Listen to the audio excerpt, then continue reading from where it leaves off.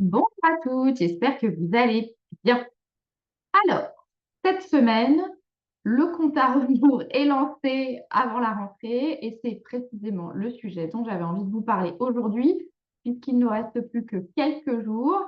Et c'est vrai que, en général, rentrée rime avec retour de vacances, machine, email à lire, fourniture, inscription aux activités scolaires quand on a des enfants, rendez-vous médicaux, reprise du sport et des bonnes habitudes.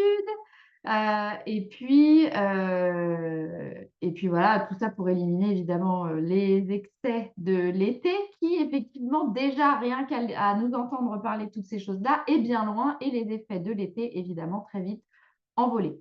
La rentrée, effectivement, c'est souvent un grand chamboulement, surtout pour nous, mesdames, en règle générale, puisque, bah, voilà, il y a quand même pas mal de choses de logistique qu'on souhaite, mettre en place et puis qui doivent être mises en place par la force des choses. Mais la rentrée, c'est aussi parfois le moment où on fait le point, sur, ben, les nouvelles habitudes qu'on a envie de prendre. Alors ça, on en a parlé la semaine dernière et du coup, je vous ai donné une petite recette, à tester. C'est aussi le moment où on se dit qu'on va trouver un nouvel équilibre pour essayer de jongler avec, bah, ce qui compte pour nous, et éviter, à tout prix de retomber complètement, débordé et tête dans le guidon en permanence toute l'année. Donc voilà, on essaye de nouvelles choses, on ajuste finalement. Donc avec tout ça, avec tout ce côté tsunami, ces idées, ces les nouvelles envies et cetera, bah, on se met la pression, pour évidemment tout bien faire, et puis effectivement, il y a beaucoup à faire en un temps assez limité et du coup, bah, voilà, on se retrouve quand même assez vite, débordés. Donc on tient comme ça, alors qu'on avait des vacances qui nous avaient bien reposés et on commence à voir les effets, s'estomper de jour en jour à l'approche, du mois de septembre et tout au long du mois de septembre d'ailleurs, la plupart du temps. Donc, comment on fait pour, aborder cette période de turbulence et faire en sorte que ça se passe, un peu moins dans la douleur et que, bah, on arrive un petit peu à surnager, sans se noyer complètement? Eh bien, premièrement, on démystifie la rentrée et on regarde les choses différemment. Alors, j'ai plusieurs choses à vous proposer pour l'envisager un petit peu, avec un recul différent. La rentrée, c'est juste une date sur un calendrier. C'est vrai que dit comme ça, bon, ça semble hyper banal, il y a moins de pression tout autour de tout ce qui peut être attendu sur cette date et finalement ça met un petit peu en perspective qu'effectivement, donc là, ce sera le 2 septembre, et ben, c'est juste une date. Donc c'est vrai que rien que quand on le dit comme ça, ouf, déjà ça nous fait redescendre d'un étage, en niveau stress et effectivement, ça nous permet de voir les choses un peu autrement.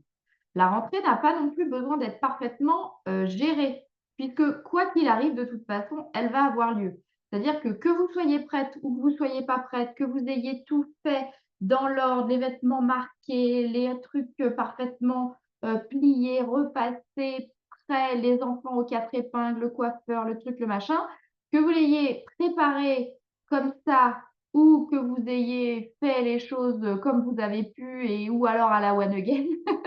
De toute façon, la rentrée aura lieu et fait sera toujours mieux que parfait. Donc je crois moi, je suis quelqu'un d'assez perfectionniste et celles qui me connaissent savent qu'en général, effectivement, bah, j'aime bien que les choses soient carrées, que tout soit bien fait, nickel et cetera. Mais c'est aussi fatigant, épuisant et parfois juste faire plutôt que parfaire, et bah, c'est déjà très bien et ça permet d'engager probablement beaucoup moins d'énergie, de temps et du coup, bah, la fatigue qui va derrière va être bien moindre. Donc ça, c'est important de se le rappeler. Moi, j'essaie de me le rappeler à moi aussi parce que j'avoue que je suis un peu mauvaise élève sur ce sujet-là. On veut, voilà, tout faire parfaitement, tout faire bien, tout faire, au top pour que tout le monde puisse avoir une rentrée parfaite, sauf qu'au final, c'est la nôtre qui est complètement bordélique, qui est complètement, surmenée et du coup, ça ne nous rend pas forcément service. Donc, fait est mieux que parfait. L'autre point qui peut être intéressant à voir, c'est que de toute façon, la rentrée aussi est un 50-50 d'émotions. C'est-à-dire que ça, c'est quelque chose que je vous dis souvent, mais la vie, de manière générale, est un 50-50. qui vous arrive, quelles que soient les périodes. On parlait des vacances, elles aussi sont un 50-50. Ça veut dire que vous avez 50 d'émotions positives, agréables, confortables et 50 d'inconfort, de moments plus difficiles à gérer. Et en fait, la rentrée en elle-même et ce qui s'ensuit, ben, en fait, n'y échappe pas non plus. Donc, c'est normal que ce soit un peu, ambivalent, cette période-là, comme toutes les autres d'ailleurs. Ensuite, le quatrième point que je voulais vous donner, pour essayer de voir un petit peu les choses autrement, c'est que vous pouvez réaliser beaucoup de choses et créer du temps pour vous.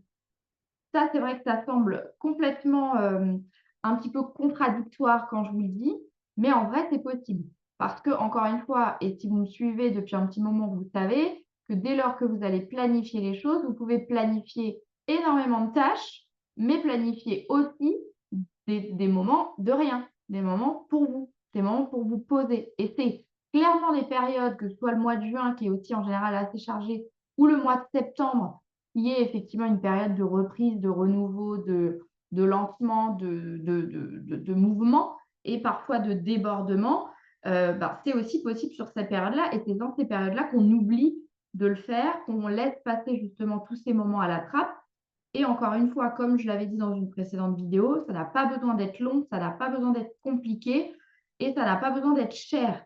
Ne serait-ce que d'avoir 3 minutes pour se poser, lire un petit peu ou, j'en sais rien, selon ce que vous aimez faire, tous les jours ou par-ci par-là, c'est déjà une opportunité de remonter un petit peu le niveau de vos batteries pour justement aborder les périodes, bah, qui peuvent être un petit peu plus chargées en stress, un peu plus chargées en termes de contenu et de choses à faire.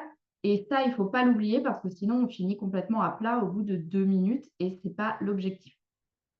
Le cinquième point, que je voulais aborder, en lien avec le fait, voilà, de changer un peu de perspective sur la rentrée, c'était le fait de dire que vous pouvez choisir de ne pas tout faire et demander de l'aide. Ça ne dira rien de vous. C'est-à-dire que si vous n'avez pas, réussi à, avoir la liste parfaite de toutes les fournitures, que tout n'est pas marqué, que vous n'avez pas reçu vos étiquettes, super géniales avec le nom de vos enfants à temps, et que, bah, du coup, c'est pas parfait, c'est pas grave. Vous allez, rattraper un autre moment. Vous pouvez demander de l'aide. Il y a des choses que vous pouvez ne pas faire.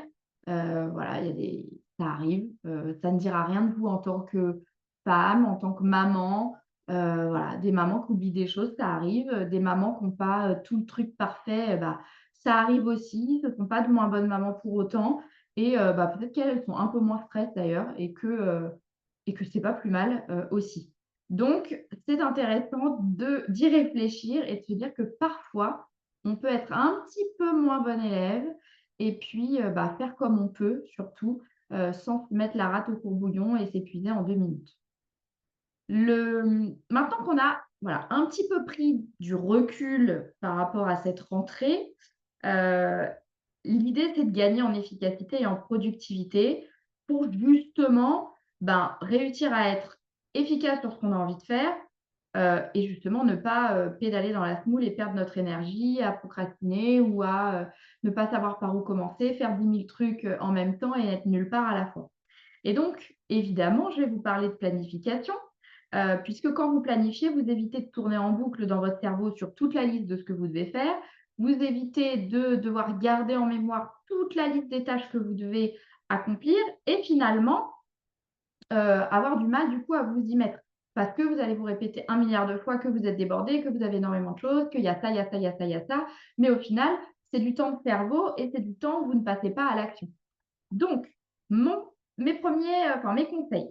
Premièrement, on liste ce qu'on doit faire, ce qu'on choisit de faire, histoire de redonner un petit peu le contrôle de notre, quotidien plutôt que d'avoir l'impression de subir en permanence tout ce qui nous tombe dessus.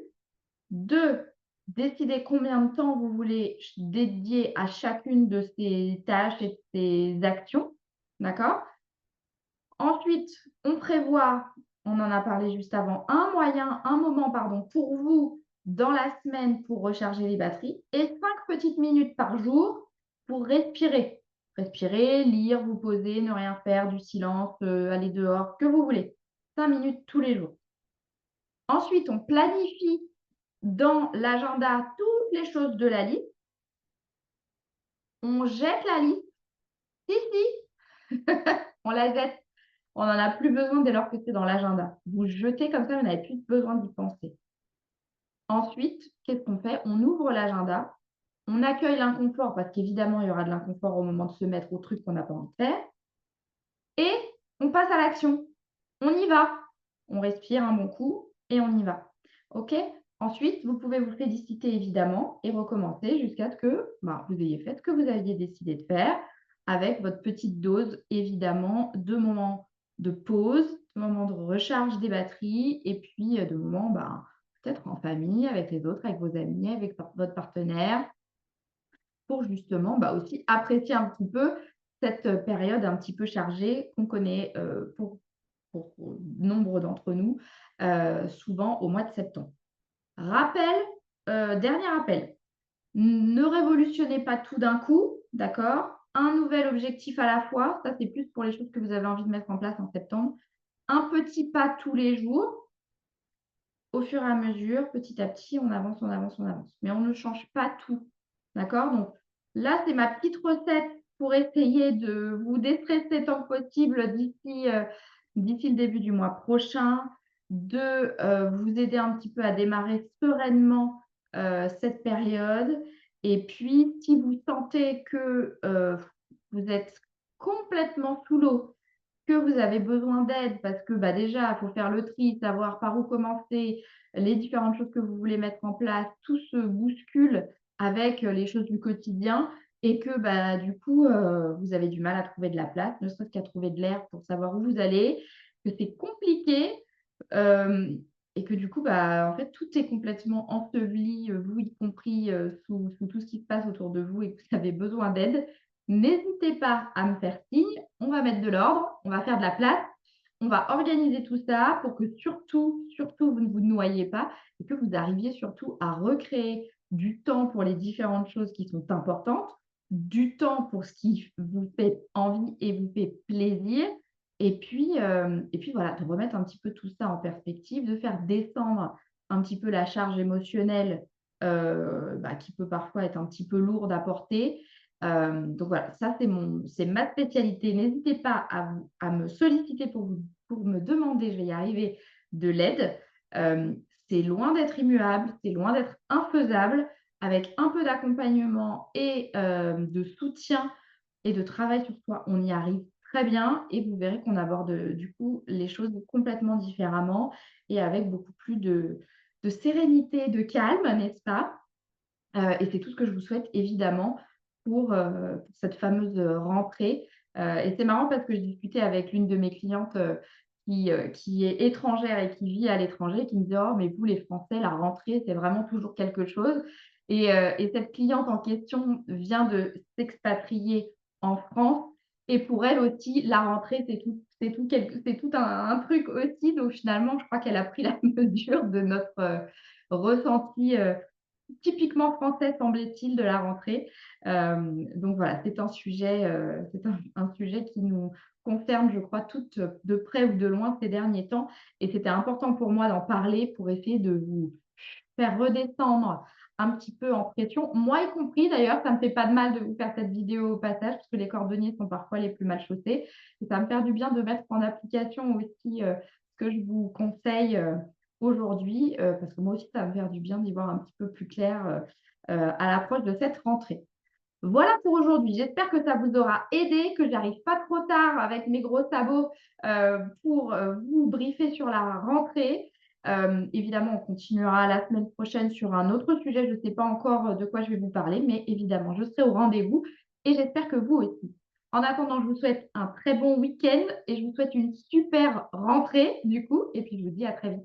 Au revoir.